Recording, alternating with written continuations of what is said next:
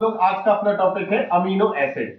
Amino acid क्या होते हैं? सबसे पहले अपन जो आज पढ़ रहे हैं, जैसे हमने बताया था कार्बोहाइड्रेट में मेन अपनी एक चीज होती थी, मतलब जो अपना पूरा बायोमोलिक्यूल है, बायोमोलिक्यूल में सबसे पहली चीज अपन ने क्या पढ़ी थी? कार्बोहाइड्रेट्स। कार्बोहाइड्रेट्स बॉडी को क्या प्रदान करते हैं? एनर्जी प्रोवाइड कराते हैं। पूरी बॉडी को एनर्जी देने का काम किसका होता है? कार्बोहाइड्रेट्स का। दूसरे नंबर पे हमने बताया था कि हम यहाँ पढ़ेंगे प्रोटीन। क्या पढ़ेंगे? अब प्रोटीन क्या होता है, इस चीज को समझो बहुत ध्यान से सभी लोग। प्रोटीन की बात समझो। प्रोटीन जो होता है, ये प्रोटियोज एक शब्द होता है ग्रीक भाषा का। प्रोटियोज क्या होता है? प्रोटियोज। प्रोटियोज शब्द से लिया गया है प्रोटीन। किससे लिया गया है? प्रोटियोज। अब प्रोटियोज का ग्रीक भाषा में अर्थ होता है अति आवश्यक या अति महत्वपूर्ण। तो ऐसे मान लो यौगिक जो हमारे शरीर के लिए बहुत ज्यादा आवश्यक होते हैं, क्या कहलाते हैं? प्रोटियोज कहलाते हैं। उसी से बाद में मिलके क्या बना? प्रोटीन बना। तो प्रोटीन किससे बनता है उस चीज को समझो। प्रोटीन एक्चुअल में पॉलीमर होता है, बहुलक होता है। किसका बहुलक होता है? प्रोटीन होता है अमीनो एसिड का बहुलक। मतलब बहुत सारे अमीनो एसिड जुड़कर आपस में क्या बनाते हैं? प्रोटीन बनाते हैं। क्या बात कह रहे हैं, आप समझ पा रहे हो? बहुत सारे अमीनो एसिड एक दूसरे से कनेक्ट होकर क्या बनाते हैं? प्रोटीन का निर्माण करते हैं। तो आज हम लोग समझेंगे अमीनो एसिड क्या होते हैं। इसी को हम लोग ध्यान से समझेंगे, अमीनो एसिड क्या होते हैं। अमीनो एसिड बताएंगे। अमीनो एसिड जिस बंध द्वारा जुड़ते हैं एक दूसरे से, पेप्टाइड बॉन्ड, उसको समझाएंगे।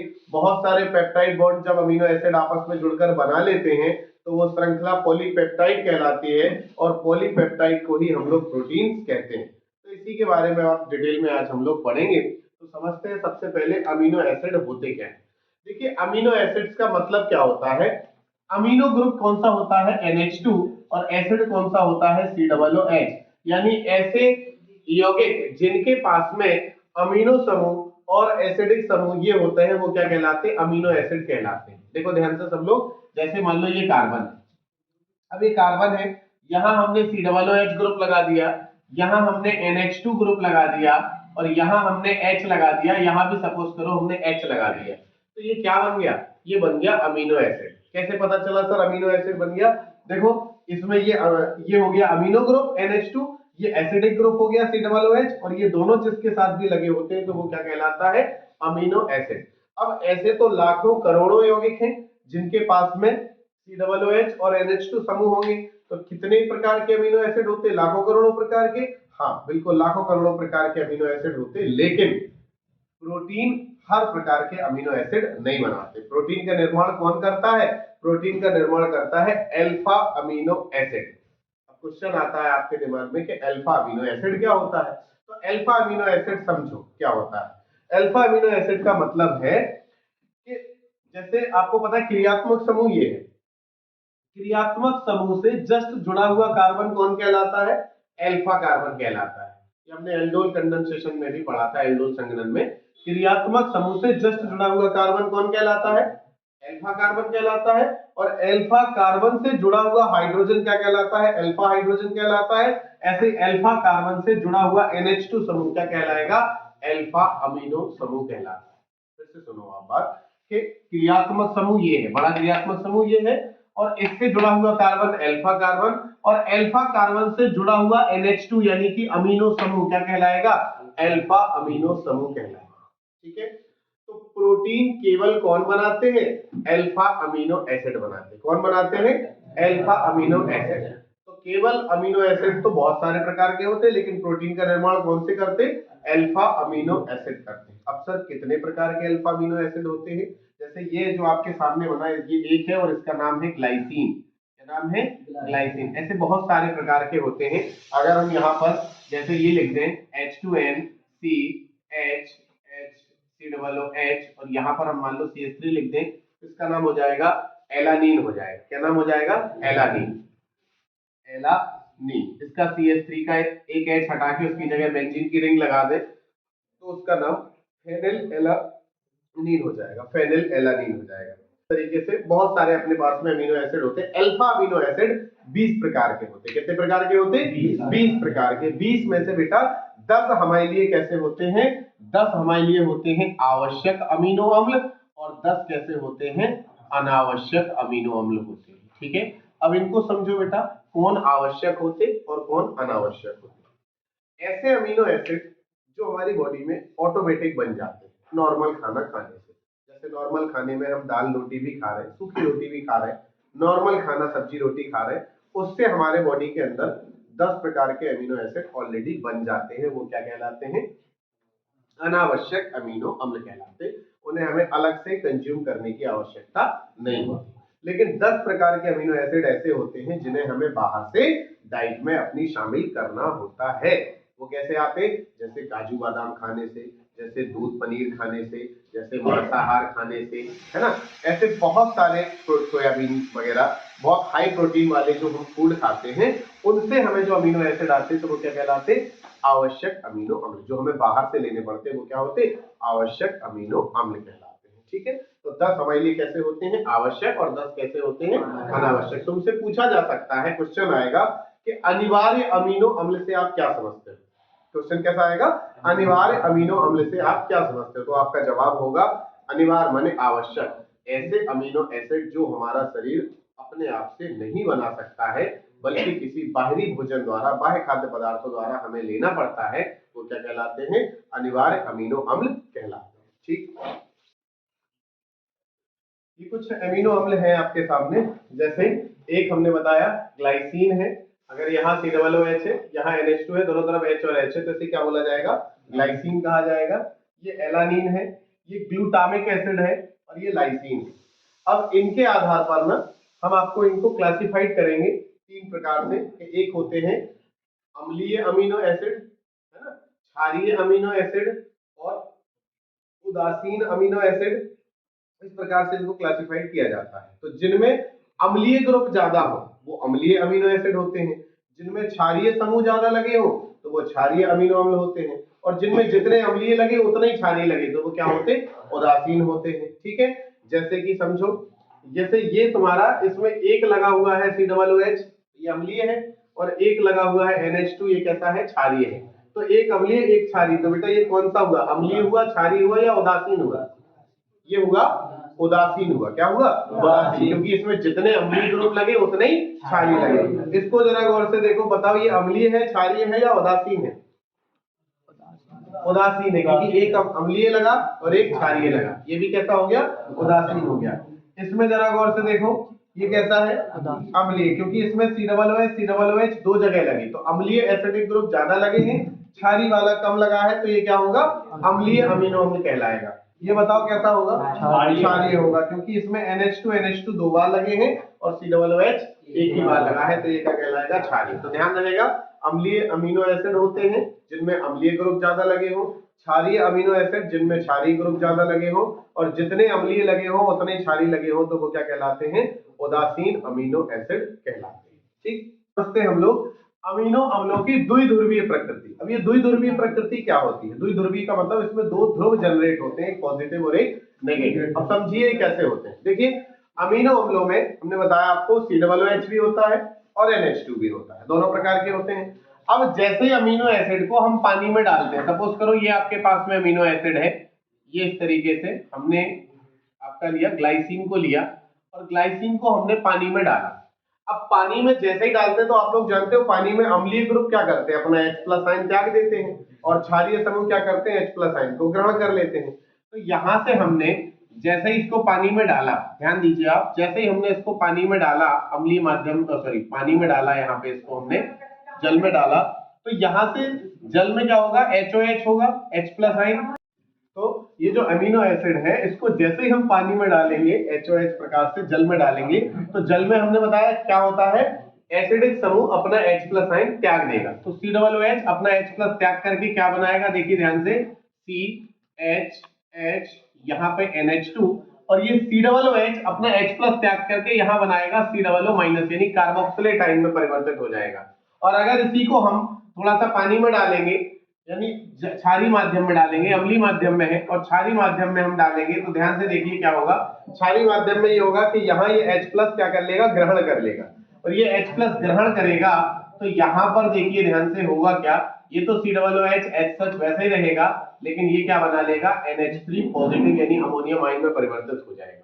ठीक है, तो होता क्या है, इसमें दो प्रकार के आयन बनते हैं। अगर हम अमीनो एसिड्स को पानी में डालेंगे तो कार्बोक्सिलिक जो समूह होता है वो H प्लस आयन त्याग करके क्या बना लेता है, कार्बोक्सिलेट आयन बना लेता है, और उसी H प्लस को अगर क्या करेगा, ये NH2 समूह ग्रहण कर लेगा, क्योंकि ये क्षारीय है, ये ग्रहण करके क्या बना लेगा, NH3 माइनस बना लेगा।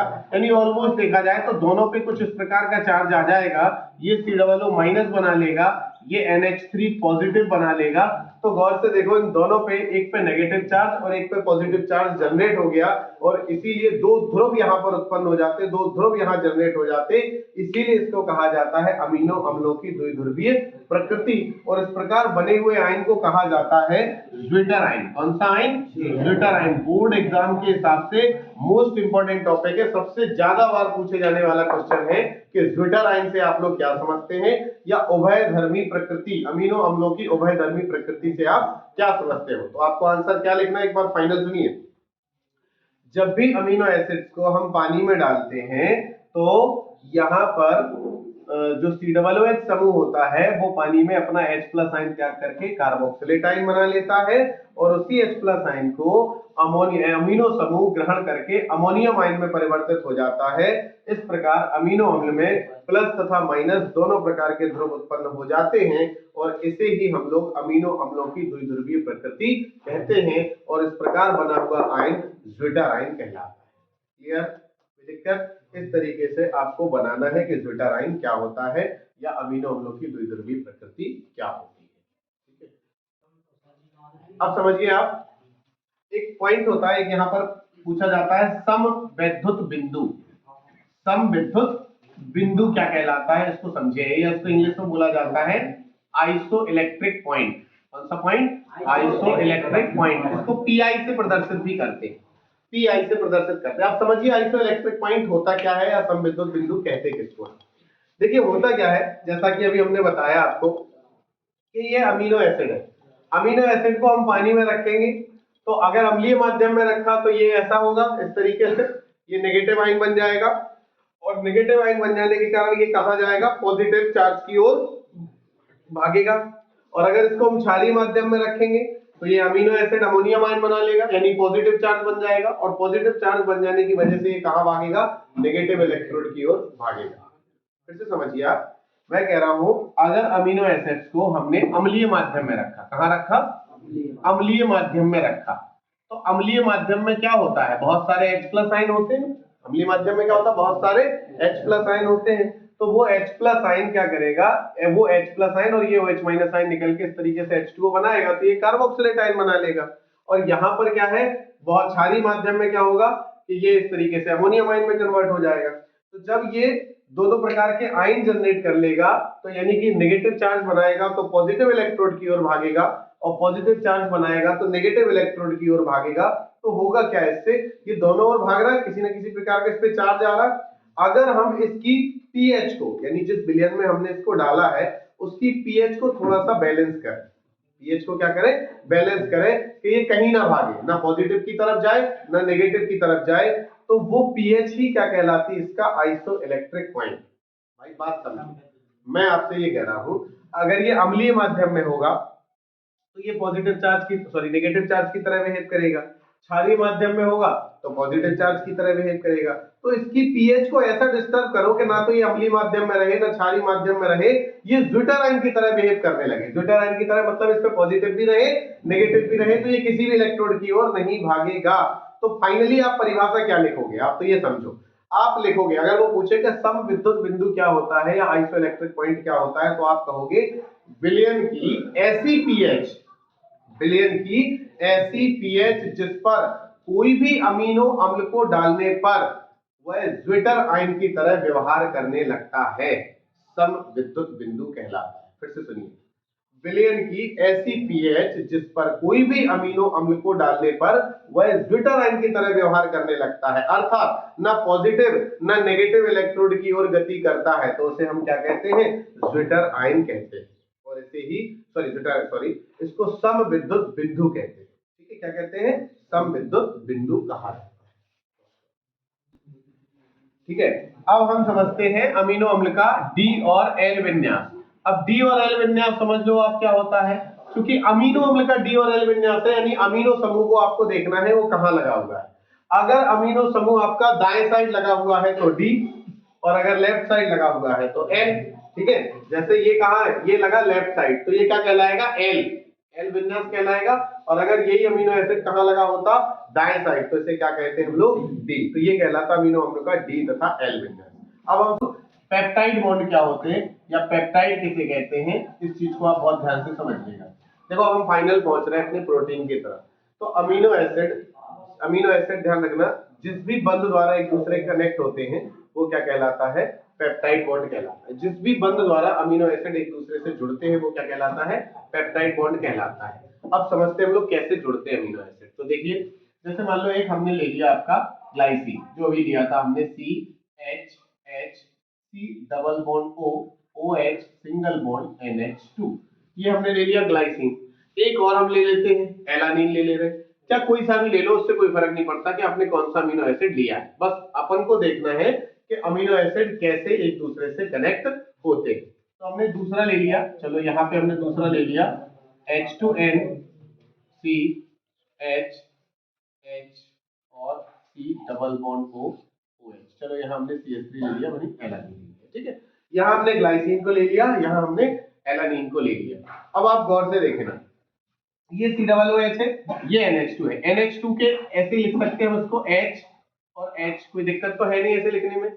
बस यहाँ से OH और यहाँ से H एक दूसरे से जुड़ के H2O क्या हो जाएगा, बाहर निकल जाएगा, और फाइनल प्रोडक्ट क्या बनेगा, देखिए H2N CH HC double bond O, single bond के बाद यहाँ से क्या लगेगा, N single bond H C, फिर ये CH3 single bond H C double bond O OH। तो इस तरीके से ये जो बॉन्ड बना CONH, इस CONH बॉन्ड को ही हम क्या बोलते हैं, पेप्टाइड बॉन्ड बोलते हैं। कौन सा बॉन्ड बोलते हैं, पेप्टाइड बॉन्ड बोलते हैं। और दो अमीनो एसिड के मिलने के बाद जो संरचना बनती है, इस संरचना को कहा जाता है डाइपेप्टाइड। क्या कहा जाता है, डाइपेप्टाइड। ठीक है, तो दो अमीनो एसिड जिस बंध द्वारा एक दूसरे से जुड़ते हैं उस बंध को कहा जाता है पेप्टाइड बॉन्ड, और फाइनल जो स्ट्रक्चर बनता है उस स्ट्रक्चर को क्या कहते हैं हम लोग, डाइपेप्टाइड। अब समझते हैं हम लोग, अगर तीन अमीनो एसिड एक दूसरे से जुड़े तो क्या होगा, तो समझते हैं।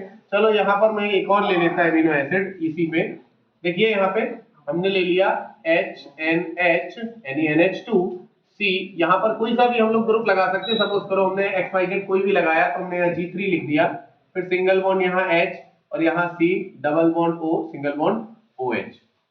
ठीक है, अब देखिए फिर से वही होगा, यहाँ से OH यहाँ से H, तो OH और H H2O क्या हो जाएगा, बाहर निकल जाएगा, यानी यहीं से मैं क्या करूंगा, OH को हटा दूंगा और ये बन जाएगा इधर से NHC G3 HC double bond O OH। तो ये क्या बना, ये CONH यानी एक पेप्टाइड बॉन्ड, और तीन अमीनो एसिड के मिलने से जो स्ट्रक्चर बन रहा है इसे हम लोग क्या कहते हैं, ट्राइपेप्टाइड। तो इस तरीके से दो दो पेप्टाइड बॉन्ड यहाँ पे बने और जो फाइनल स्ट्रक्चर बना इसे हम कहते हैं ट्राइपेप्टाइड। ध्यान रखना आपको, अगर तीन अमीनो अम्ल जुड़े हैं तो जो बनेगा वो क्या कहलाएगा, ट्राइपेप्टाइड कहलाएगा। बताओ, चार अमीनो एसिड के जुड़ने से क्या बनेगा, टेट्रापेप्टाइड बन जाएगा। पांच अमीनो एसिड के जुड़ने से पेंटापेप्टाइड बन जाएगा। छह अमीनो एसिड के जुड़ने से हेक्सापेप्टाइड। ऐसे ही बहुत सारे अमीनो एसिड जब आसपास जुड़ेंगे तो क्या बनेगा, पॉलीपेप्टाइड बनेगा। क्या बनेगा, पॉलीपेप्टाइड। और पॉलीपेप्टाइड जो होती है और कुछ नहीं, बस वो पॉलीपेप्टाइड की चेन को ही हम लोग क्या कहते हैं, प्रोटीन्स कहते हैं। पॉलीपेप्टाइड की जो एक लंबी सी श्रृंखला होती है उसी श्रृंखला को क्या कहा जाता है, प्रोटीन कहा जाता है। अब हम आपको बताएंगे, जैसे इस तरीके से मान लो एक अमीनो एसिड है, फिर दूसरा अमीनो एसिड है, फिर तीसरा अमीनो एसिड, चौथा अमीनो एसिड, पांचवा अमीनो एसिड, तो ऐसे बहुत सारे अमीनो एसिड एक दूसरे से जुड़ते हैं। और किस बंध द्वारा एक दूसरे से जुड़ते हैं, पेप्टाइड बंध द्वारा एक दूसरे से जुड़ते हैं और फाइनली क्या बनाते हैं, पॉलीपेप्टाइड बनाते हैं। और ये पॉलीपेप्टाइड ही क्या कहलाता है, प्रोटीन कहलाता है।